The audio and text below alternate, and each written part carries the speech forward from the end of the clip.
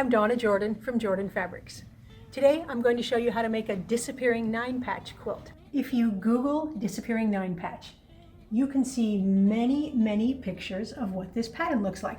They all start off with a block like this that has 9 patches, but then you cut it up and make it disappear. So then you can see a secondary pattern. So all we need is some charm squares. We're going to use 3 packages of charm squares. We also need 1 dark accent and we need 1 light accent. So grab your supplies and let's get started.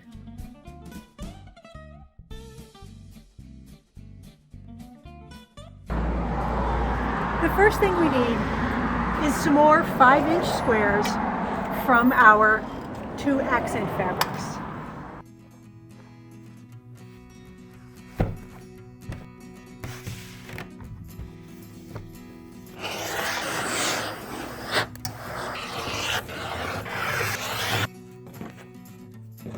We have both accent colors cut up into 5-inch squares.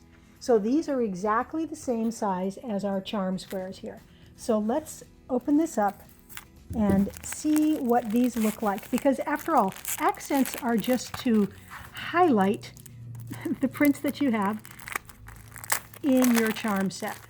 Now Hoffman has got all of these pre-cut here, and they're all folded up, but they're just a beautiful selection of colors here. So these are all the ones that are going to go with these squares.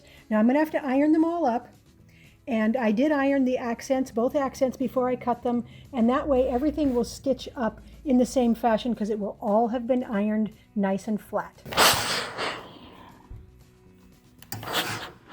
The first thing we need to make, actually the only thing we need to make, is a lot of 9-patch blocks. So we are going to put 1 accent in the middle. Then we're going to use 4 of these light accent colors. Then we need 4 of our charm squares.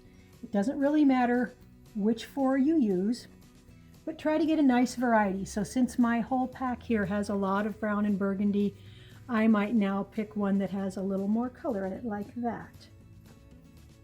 I like to stitch my patchwork so that it stays together like this.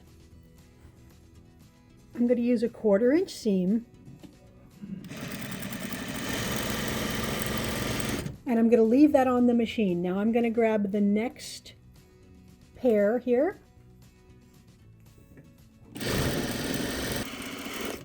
then the final pair, and leave these together. Don't snip them apart.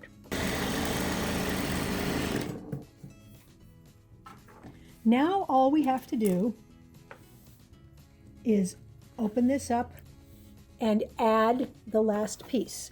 This way my rows stay together and I don't have to worry about anything getting out of order. Now all the rows are stuck together by these little threads in the middle. Now we will finger press everything toward the dark prints.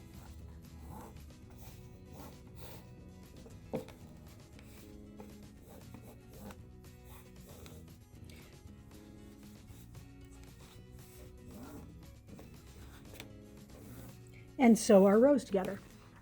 These seam allowances are facing opposite directions, and it's real easy to tell if they're matched.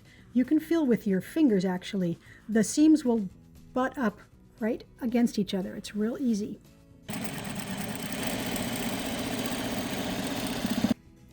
Same thing here. You can feel if they're matched.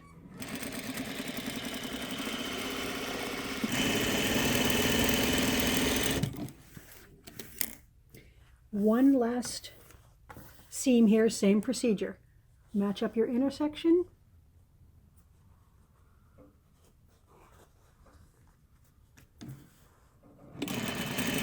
And just stitch that on.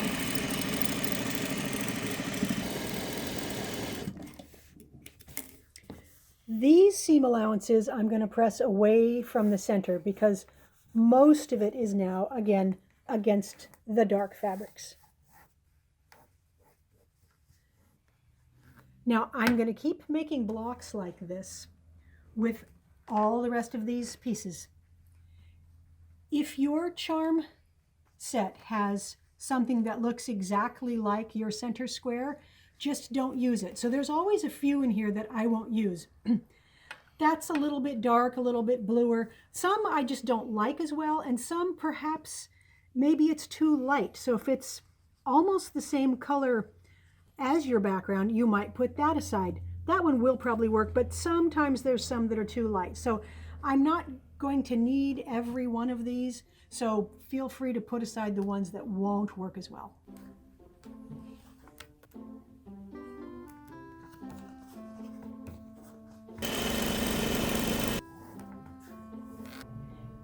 We have all of our 9-patch blocks done, and now it's time to make them start disappearing. So here's what we're going to do. We are going to cut this in half both ways. The easiest way to do that is to put your 2 1/4 inch line here right on your seam line, because this block finished is 4 1/2 inches, so half of that is 2 1/4. So I'm going to line that right up on the seam very carefully, and I'm going to cut right through the patchwork. Now just leave it right here, turn your ruler, 2 1/4 inch line again, one more slice. So here's where the disappearing comes in. I'm going to turn this corner 1 turn, and this corner 2 turns, or all the way around, and let's turn this one this direction. Now we have a completely new block. The 9-patch has disappeared, and this is our new block.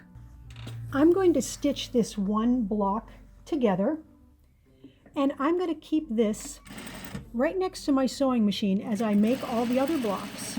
And I'm going to make sure that every quarter of the block is turned exactly the same way, because I need all the blocks to be exactly the same. Now go ahead and cut up all of the rest of your blocks, and then turn the corners and make them all exactly like this one. Once you have all the blocks stitched together, give them a final pressing.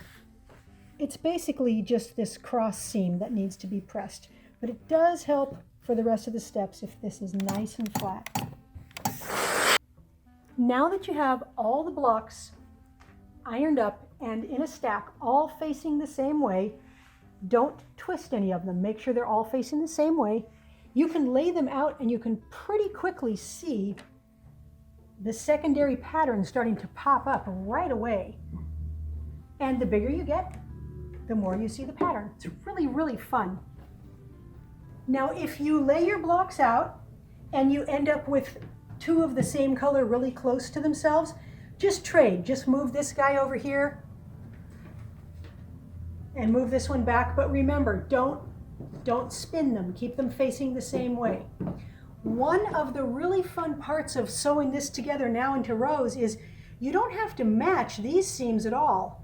No matching here except right in the middle, and then of course where the blocks come together. So this is going to stitch up really quickly into a whole quilt. I have some extra blocks left over. These are ones I didn't use in the patchwork because they were too light or too close to the accent color, or just didn't work. So I have 24 blocks left over. I could make a few more patchwork blocks, but I think I'm going to make some sort of fun border, and I'll probably put it in the middle of the back of the quilt. So I'm going to start stitching them together and see what it makes. Now that the whole quilt is done, you can't see the 9 patches at all. They've completely disappeared.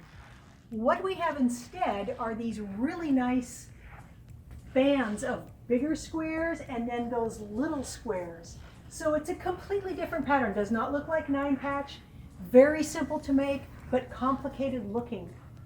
This went together really fast. It's a very fast project, and I took the extra squares that I had and I used them on the back side. So I made 2 little border things I cut the back diagonally here and just stuck it in there. So this is very interesting when you flip your quilt. If you're sleeping with it, just adds a little interest on the back. I used a light border, a little bit darker border, and the quilt is all done. So one of the fastest projects I've ever made. Thanks for watching our tutorial today on the Disappearing 9 patch. Now if you like our channel, please subscribe. Happy quilting!